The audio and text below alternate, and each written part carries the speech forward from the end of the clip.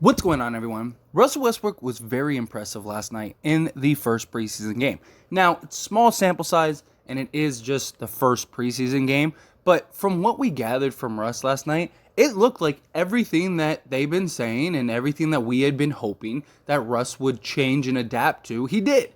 Now, again, it was a 15-minute sample size, and it's a preseason game, and we'll see what happens when it comes to the regular season and the rest of this preseason. But I was very impressed with Russell Westbrook last night. I thought Russell Westbrook was calm, he was patient, he allowed the game to come to himself, he was aggressive, he looked fast, he looked good to go. Like he had some great passes, wasn't turning the ball over, was really he looked like he was playing in the scope of the offense, of the team.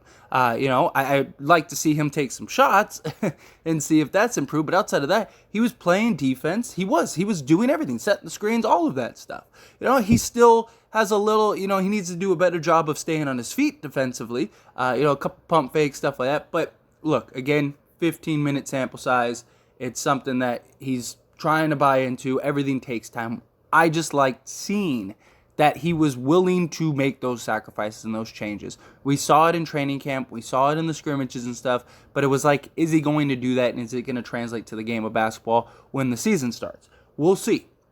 I also need to see that happen for, 82 games, not just, I'm doing it here and there throughout. And I do believe that there will be moments where Russ gets to be Russ. But I think within the big three, he needs to do his part. Beyond that, Anthony Davis looked fantastic. LeBron, not so much. LeBron had a rough preseason. He was 0-7, but it's LeBron James. He'll be fine. So all signs look towards like these three could maybe work, right? It looked really good with those three. They had a lead. Those were the bright spots. And then I'm not worried about the end of the game when they decided to put, there are three rookies to play 20 minutes the second half. Like, I'm not worried about that. How did the main starters look? The main starters looked really good. Well, what if Russ works this season? Even Darvin Ham stuck up for Russ today after the first preseason game. He said, I loved what I saw, from my guys. Like, Russ, he's ours, right? That's what he said. Russ is ours. Russ isn't getting traded. Russ isn't going anywhere. We're keeping Russ. Russ is ours. He's making the sacrifice. He's making the commitment. He says that the Lakers love Russ.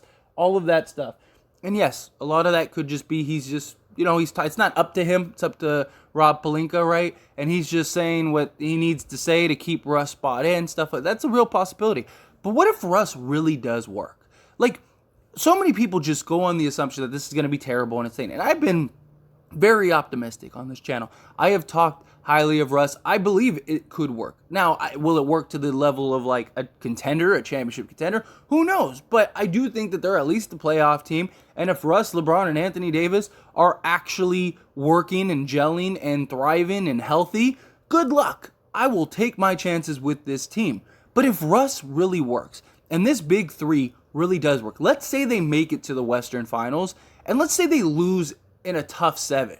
Let's say they don't get blown out like the Suns. Let's just say that they lose on a game winner. Say it's against, whoever. Say it's against the Clippers, right? Or the Warriors, right? Let's say they're playing the Warriors. Steph Curry, game winner. Boom, bang. Lakers go home. They lose in a game 7. Or even better yet, what if they make it to the finals and they lose in like a game 6 or 7 in the finals? Or, say they win the finals, especially if they win the finals.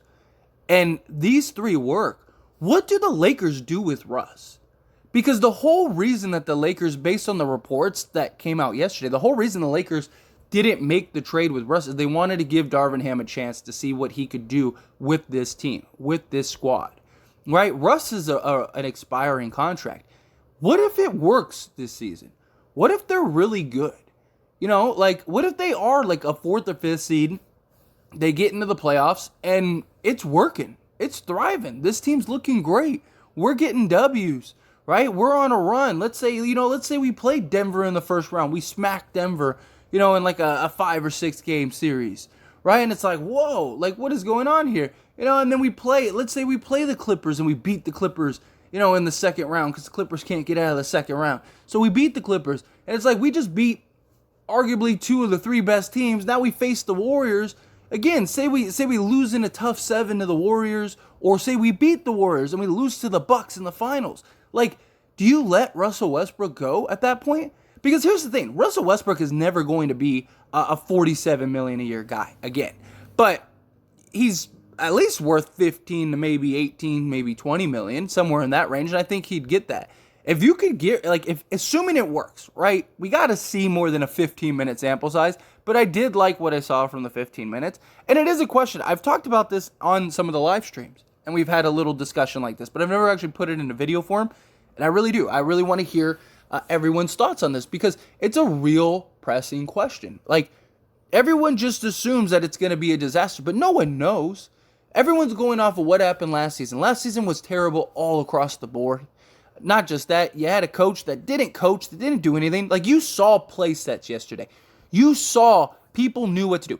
Every time a ball handler gave up the ball, he cut through the middle of the paint. You almost never saw that last season. You'd see guys just kind of shift over. Like, give up the ball, and it just stayed on the perimeter. And then guys would drive and then kick out, drive and kick out, drive and kick out, 4-shot.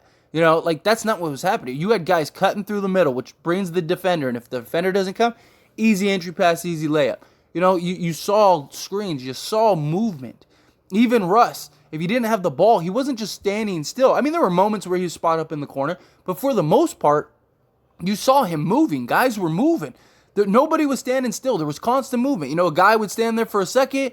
Okay, nothing. Okay, boom, move to your next spot. Stand here for a second, nothing. Okay, boom, over here, move to next. You never saw that yesterday. Last season. Frank Vogel never ran sets. It was like, here, you guys just go out there and figure it out. And you can already see Darvin Ham's imprint, which can change a lot. Good coaching, good culture, good environment can really change a lot. And if these three work, Russ is bought in, Russ is ready to go. Like, how do you, if it's working and it does work, again, not to the level of winning a championship, but like, what else is out there? If it works, right? Because if Russell Westbrook works, and say you could sign him for like $15 million, you'd still have like $20 to $30 million to this offseason to go get other guys. Because the Lakers could clear as much as like $40 million, stuff like that. So, like, if you gave 15 to Russ, you could still have, at least enough money to go get one, maybe two really good guys. So, like, what if you could sign Russ for, like I said, 15 million. Now, that big three continues to thrive. And then you go sign, like, a Miles Turner and a Bogdanovich. And then now we got the team that we got a better team than what we wanted this season that many people thought were a contender. Imagine, because you could sign Russ for a reasonable amount of money, because he's never going to be that big money guy again. And of course, this is if it works, and it works well enough. If it looks like it's working, but we get to the first round and we lose in the first round, then yeah, I think the Lakers let him walk. I personally think it's very highly likely the Lakers let him walk regardless, but what if it works really good? Or what if it's one of those things where, like, it's like a Suns 2 seasons ago again, like where it looks like we're going to win that series, and then, knock on wood, somebody goes down, and it's like, okay, like, darn it, like, we probably would have won that series. It looked like we were going to win that series. Like, do the Lakers bring him back and run it with another chance?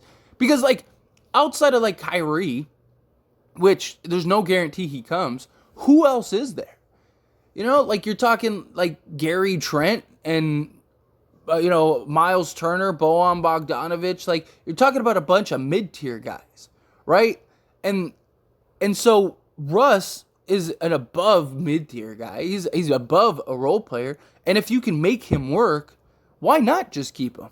Sign him to a 2-year deal. Like, don't sign him to, you don't have to sign him to a long-term deal. Sign him to 2 years, with, like, maybe a team option or something like that the second season. If it works, like, if it's working.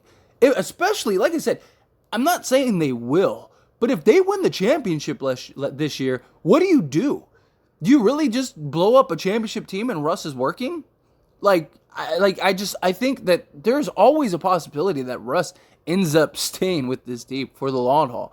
And look, I'm not against it if it's working.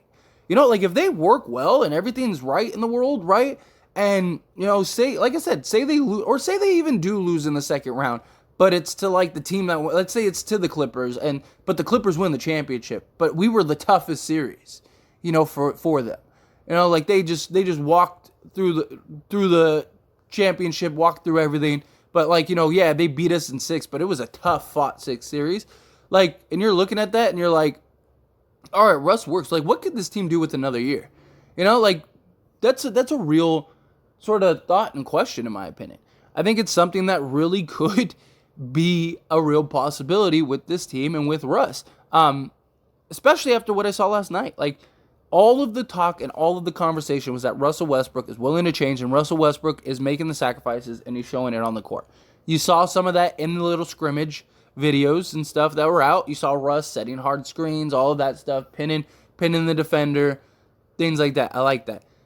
But would he be able to do that in the actual games? Well, we saw in a 15-minute sample size, which is he's probably not going to play much longer than that, maybe another 10 minutes beyond that. And in that time, he was great.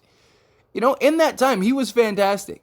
Like, we don't need him to put up 20, 10, and 10 every night. I've said, if he could give us, 15, 5, and 5, and it's working, and it's gelling, and it's thriving, and we're killing it, that's perfect. We don't need Russ to be MVP Russ. He's the third option. We just need him to be serviceable and good enough to really, like, put us to make the 3 work. Put yourself in a position to be successful. Play some defense, set some screens, cut to the basket, get some set. Like, I really liked what I saw from him yesterday. I really did. I thought all the starters looked really good last night. Is there room for improvement? Absolutely. But it's the first preseason game. It was a 15-minute sample size.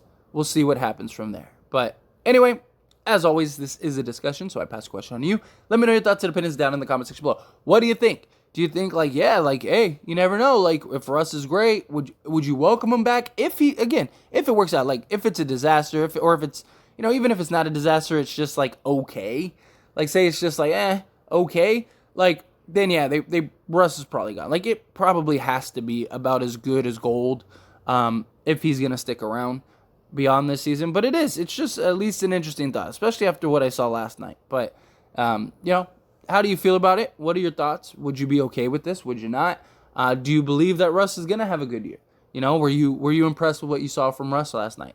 However you feel, good, bad, ugly, somewhere in between, let me know down in the comment section below. Quick little shameless plug, everyone. If you enjoy my videos and commentary here on this channel, As It Stands Lakers, then check out the link down in the description below and go subscribe to As It Stands. Believe it or not, As It Stands was the first channel. If it wasn't for that channel, this channel would never have existed. Because of the success of that channel, it led me to want to create this Lakers channel. So do me a huge solid. If you're not subscribed over there, go check that out. Go subscribe over there. I talk all things sports, all teams, things like that, not just the Lakers. So if you just enjoy my commentary and want to hear me talk about other things, or you just, are a fan of other sports and other teams, go check that out. I promise you will not be disappointed. That being said, hit that like button. Helps me out a lot. Lets me know you enjoy these types of videos, and I truly appreciate it. If you're not subscribed to the channel, hit that subscribe button, followed by the bell notification. Stay up to date with all things sports. Join this wonderful community and all of our discussions. I'll see you all in the next one. Thank you.